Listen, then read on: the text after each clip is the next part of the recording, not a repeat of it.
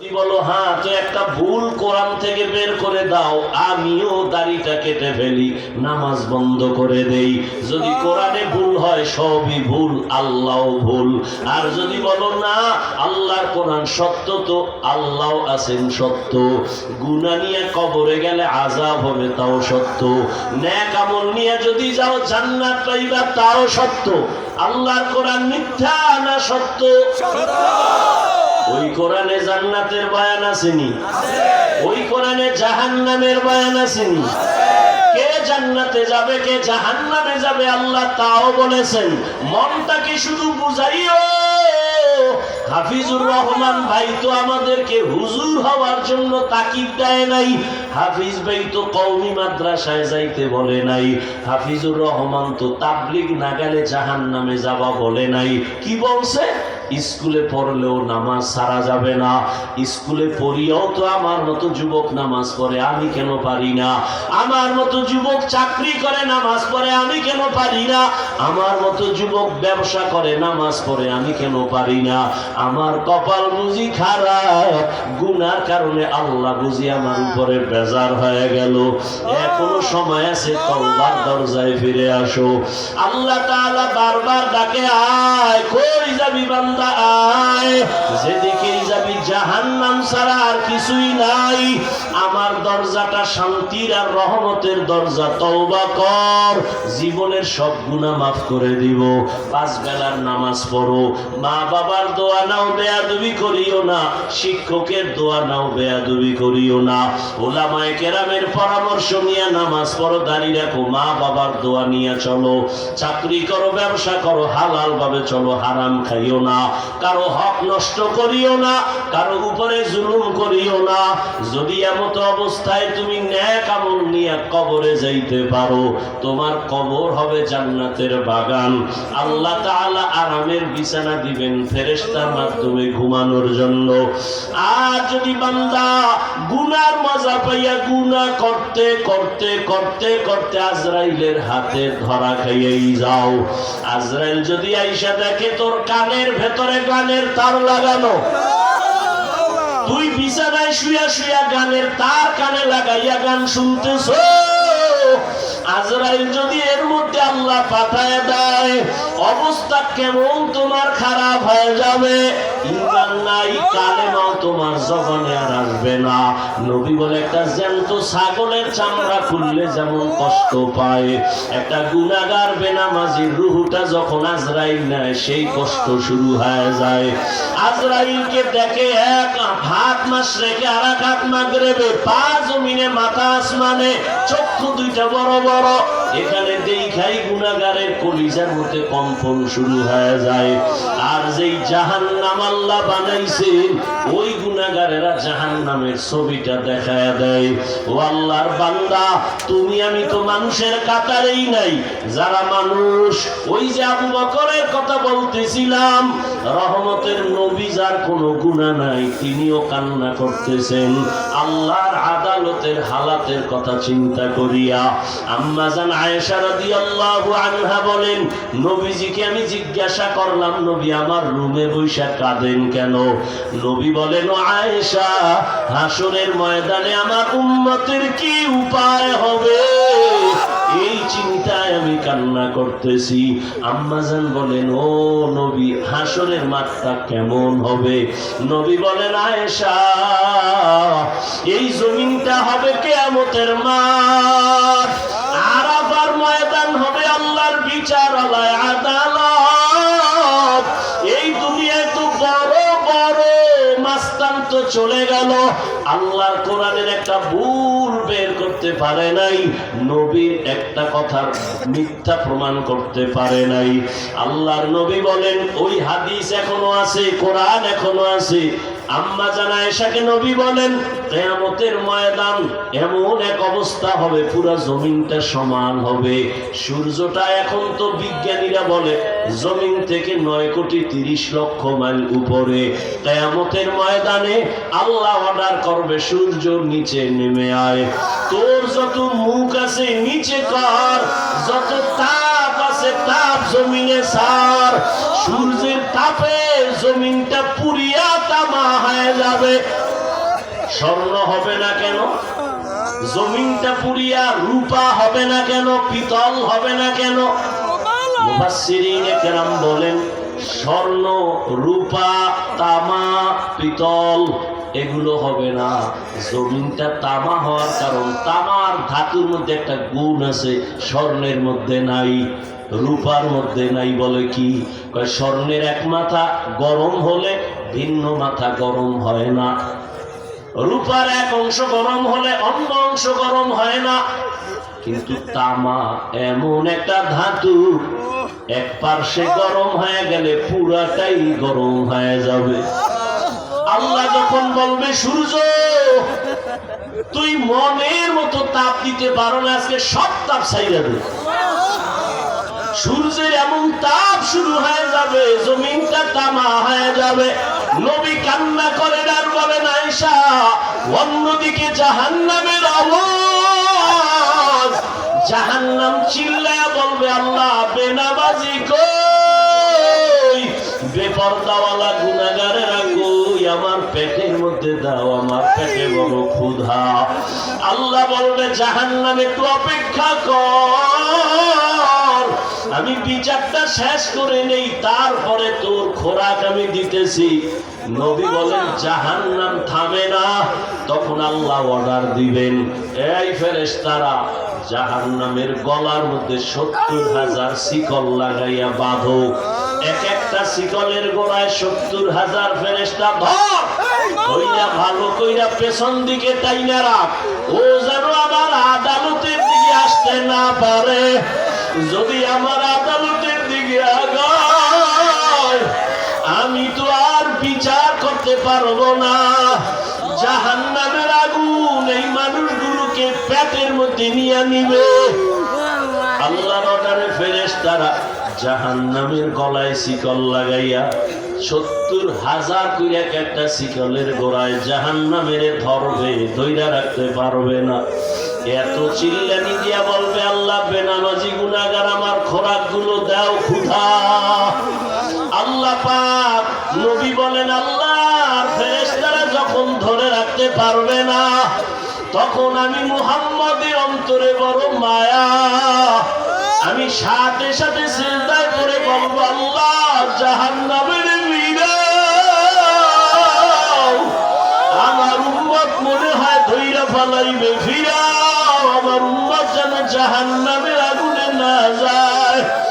আমার উম্মত যদি জাহান্নামে যায় আমি জান্নাতে যাব না। তখন আল্লাহ বলবে নবী আপনি মাথা উঠাইয়া দেন, কাঁদিয়েন না, আপনার কান্না আমি সহ্য করতে পারি না, আমি মাথা উঠাইয়া দিব। আল্লাহ পাক দেখে জাহান্নাম এখনো দাঁড়ায় না, শিকলেও ধরে রাখতে পারে না। তখন আল্লাহ আমার সান্ত্বনার জন্য একটু কুদরতি হাতের পানি ফেরেশতারে দিয়া বলবে জাহান্নামের গায়ে ছিটায়া দাও। যখন জাহান্নামের গায়ে আল্লাহর দেওয়া কুদরতের পানিটা ছিটায় দিবে, জাহান্নাম দ্রুত গতিতে পেছনে ভাগতে থাকবে। ফেরেশতারা বলবেন আল্লাহ এতক্ষণ আমরা ৭০,০০০ শিকল লাগাইয়া যেই জাহান্নামের ধরে রাখতে পারি না, তুমি এমন কি বরকতের পানি দিছো যে জাহান্নাম এখন নিজে নিজে পেছনে দৌড়ায় ভাগতেছে, কারণ কি? এটা কি জমজমের বরকতি পানি, না কি এটা কাউসারের পানি, না এটা কি আবে হায়াতের পানি, না এটা দুনিয়ার বরকতের কোনো পানি, না তোমার বৃষ্টির পানি, না কোনো সমুদ্রের পানি? আল্লাহ বলবে ফেরেশতা এই পানি জমজমের পানিও না, কাউসারের পানিও না, এই পানি আবে হায়াতের পানিও না, এই পানি দুনিয়ার কোন সমুদ্রের পানি না, বৃষ্টির পানি না। আল্লাহ বলবেন আমার মায়ার নবীর গুনাহগার উম্মতের চোখের পানি, দুনিয়াতে আমার মায়ার নবীর উম্মতেরা গুনার কথা স্মরণ করে কাঁদত, মানুষ যখন ঘুমায় যাইত আমার আশিকের কান্না শুরু হয়ে যাইত, গভীর রাতে সিজদায় করে বলতো দয়ার বালি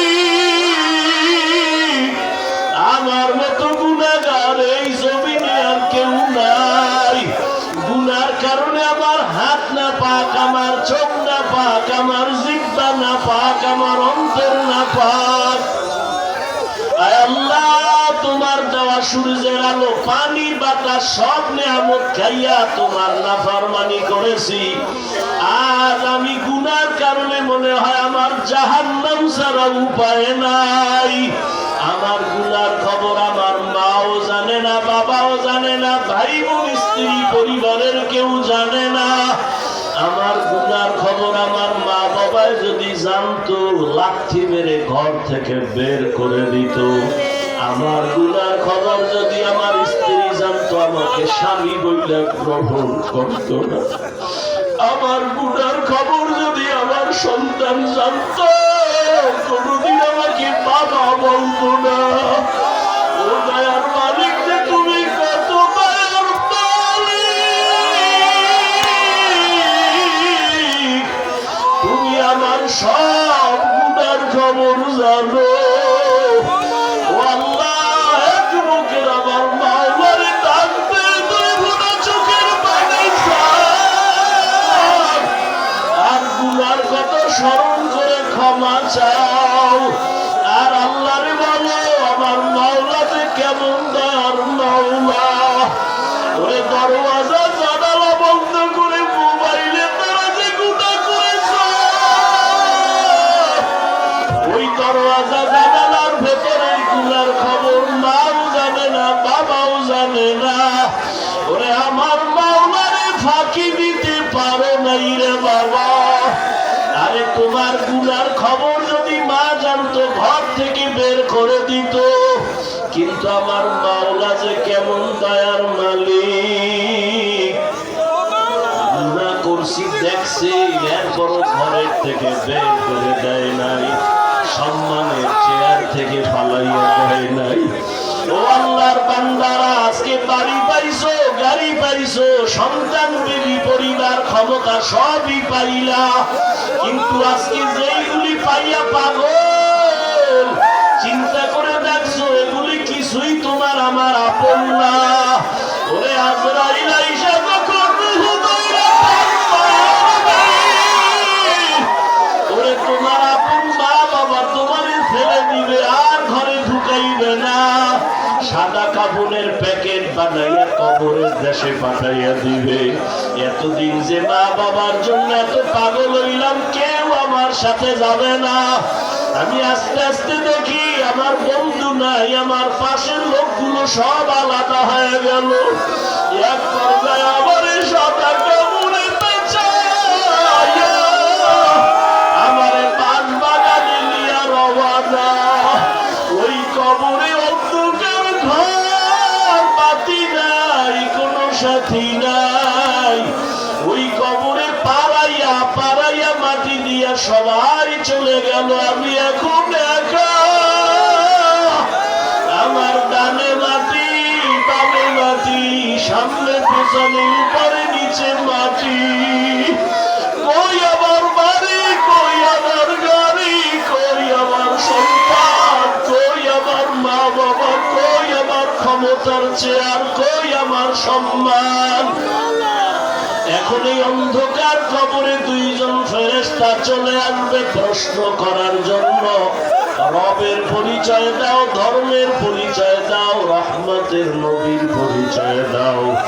আমি যদি মাওলারে না চিনিয়া কবরের বিছানায় যাই, ওরে গুনাহগার বেনামাজি তখন বলবে, হা হা লা আদরি, হা হা লা আদরি, হা হা লা আদরি। আফসোস, আমি কিছুই জানি না, কিছুই জানি না, কিছুই জানি না। আমার রবকে আমি চিনি না, আমার ধর্ম কি জানি না, মুহাম্মদ নবীকে আমি চিনি না। নবী বলেন, সাথে সাথে আমার মাওলা রাগান্বিত কুদরতি আওয়াজ দিবেন। আল্লাহ বলবেন, ফেরেশতা, এর সাথে আর ভালো ব্যবহার করার কোনো সুযোগ নাই। এই বান্দারে আমি দুনিয়াতে কত আদর করছি, আমি আল্লাহ কত নিয়ামত খাওয়াইলাম। আমার দেওয়া জমিনের ফসল খাইলো, গাছের ফল খাইলো, নদীর মাছ খাইলো, একবারও শুকর আদায় করে নাই, বরং আমার নাফরমানি করেছে। আলেম ওলামারা বুঝাইলো, বুঝে নাই, বিরোধিতা করেছে। এখন আর সুযোগ দেওয়া হবে না, এর জাহান্নামের শিকল লাগা। কবরের ভেতরে জাহান্নামের বিছানা দাও। আল্লাহ রাগান্বিত হয়ে বলবে নাফরমানের ধর, কবরের ভেতরে জাহান্নামের আগুন লাগায় দাও। আল্লাহ রাগান্বিত হয়ে বলবে ও কবরের মাটি, এই গুনাহগারের দুই পার্শ্ব থেকে জোরে জোরে চাপ দাও। এমন জোরে দুই পাশের মাটি চাপ দিবে সহ্য করতে পারবি রে যুবক। একটা মশার কামড় সইতে পারো না, বেতের বাড়ি সইতে পারো না, সূর্যের গরম সহ্য করতে পারো না, গুনাহ নিয়ে কবরে গেলে কেমনে মাটির চাপ সহ্য করবা? ওরে আল্লাহরে এখনো বন্ধু বানাও। আল্লাহর খাঁটি ওলি আল্লাহ যারা উলামায়ে কেরামদের বন্ধু বানাও। এখনো সময় আছে, তওবা করো আর আল্লাহকে বলো মাওলা গুনাহ আর করব না, নামাজ ছাড়বো না, বেপরদায় চলবো না, দাড়ি কাটবো না। আমার মাওলার আযাব বড় কঠিন। আল্লাহ এজন্য বলেছেন মুসলমান না হইয়া মরণ বরণ করিও না। এখনো সময় আছে, তওবা করে নাও। স্কুলে পড়ো, কলেজে পড়ো, চাকরি করো, ব্যবসা করো, তওবা করো আর নামাজ ছাড়বা না, দাড়ি কাটবা না, বেপরদায় চলবা না। মা বাবার দোয়া নিয়া, উলামায়ে কেরামের দোয়া নিয়া, শিক্ষক মুরব্বীদের দোয়া নিয়া নবীর তরিকায় চলবা। আল্লাহর কাছে দুই ফোঁটা চোখের পানি ছেড়ে দাও। যদি কান্না না আসে মনে করিও গুনার কারণে দিলটা পাথর হয়ে গেছে, আল্লাহ বেজার হয়ে গেছে। এখনো সময় আছে, আল্লাহকে বলো আল্লাহ দিলটা নরম বানায় দাও। ওরে ডানে বামে দেখো তোমার মতো কত গোলাপের চোখে পানি, তোমার আমার চোখে কেন পানি নাই? গুনার কারণে আল্লাহ বেজার। ওরে কান্নাওয়ালার কাছে হাতটা বাড়াইয়া দোয়া চাও আর বলো ও কান্নাওয়ালা ভাই আমার জন্য একটু দোয়া করেন। আমার গুনার কারণে আমার কলবটা পাথরের মতো শক্ত, আমার চোখে পানি আসে না। দোয়া কান্নাওয়ালার দোয়া ফেরত যাবে না। আল্লাহর কাছে তওবা করো, মরিয়াও গেলে আর নামাজ ছাড়বা না, গুনাহ নিয়ে কবরে যাইবা না।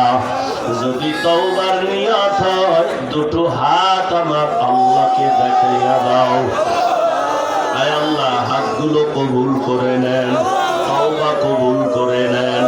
আয় আল্লাহ তওবার উপরে মজবুত হইয়া চলার তৌফিক দান করেন, আমিন। আলহামদুলিল্লাহি রাব্বিল আলামিন। والصلاة والسلام على سيد الأنبياء والمرسلين وعلى آله وأصحابه أجمعين يا أرحم الراحمين يا أرحم الراحمين يا أرحم الراحمين رب ارحمهما كما ربياني صغيرا رب ارحمهما كما ربياني صغيرا এ জীবনে না করিলাম বন্দেগী, গুনাহ করে কাটাইলাম জিন্দেগী। তওবা করে আবার তওবা ভাঙ্গিলাম, অবশেষে খাঁটি তওবা করিলাম, অবশেষে খাঁটি তওবা করিলাম। ইয়া আল্লাহ কুদরতের নজর দিয়া তাকায় দেখেন কত উলামায়ে কেরাম, কত মুরব্বী হাজী সাহেব, কত ব্যবসায়ী, চাকরিজীবী, পর্দার আড়ালের মা বোনেরা, কলিজার যুবক, আমার ছাত্র বাবারা, ও আল্লাহ তাকায় দেখেন এই গোলামেরা কি চায়। ও আল্লাহ সবাই জাহান্নামের আগুন থেকে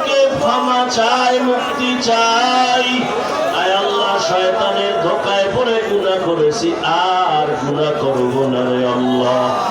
তওবার নিয়তে হাত তুললাম, আর নামাজ ছাড়বো না, দাড়ি কাটবো না, বেপরদায় চলবো না, মা বাবারে কষ্ট দিব না, বেয়াদবি করব না, শিক্ষক মুরব্বীদের সাথে বেয়াদবি করব না, ওলামায়ে কেরামের পরামর্শ নিয়ে নবীর তরিকা মেনে চলবো।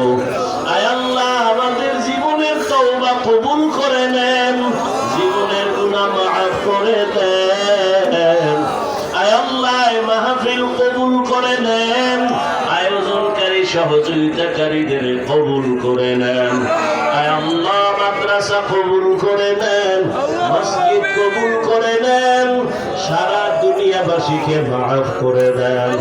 আয় আল্লাহ, বিদেশের ঘরে যারা ব্যবসা চাকরি করে হেফাজত করেন, মুসলমানের হেফাজত করেন, বাংলাদেশ শান্তির দেশ বানায় দেন, জালেমদের জুলুম থেকে হেফাজত করেন, হিংসা দূর করে মোহাব্বত বাড়ায় দেন। আয় আল্লাহ, মা বোনদের আবেদা বানায় দেন, পর্দা নিশি বানায় দেন, সন্তানগুলো নেককার বানায় দেন। আয় আল্লাহ, যারা লেখাপড়া করে পরীক্ষার্থী কামিয়াবি দান করেন, আমার কলিজার প্রত্যেকটা যুবকের কবুল করে নেন। আয় আল্লাহ, নামাজি কোরআন তেলাওয়াতকারী বানায় দেন, মোবাইলের গুনাহের থেকে হেফাজত করেন আল্লাহ। আয় আল্লাহ, সারা দুনিয়াবাসীকে মাফ করে দেন, নবীজির সুন্নাতওয়ালা জিন্দেগি দান করেন, নবীজির রওজায় গিয়া সালাম দেওয়ার তৌফিক দান করেন, বাইতুল্লাহর গিলাফ ধরে লাব্বাইক বলার তৌফিক দান করেন। আয় আল্লাহ, সবার ব্যবসা বাণিজ্য, চাকরি ব্যবসা, রুজি রোজগারে বরকত হালাল ভাবে বাড়ায় দেন, অভাব দূর করে দেন, ঋণ আদায়ের ব্যবস্থা করে দেন, চলার পথে হেফাজত করেন। আয় আল্লাহ, ময়দানে আপনার মুহাব্বতের কি কোনো গোলাম না?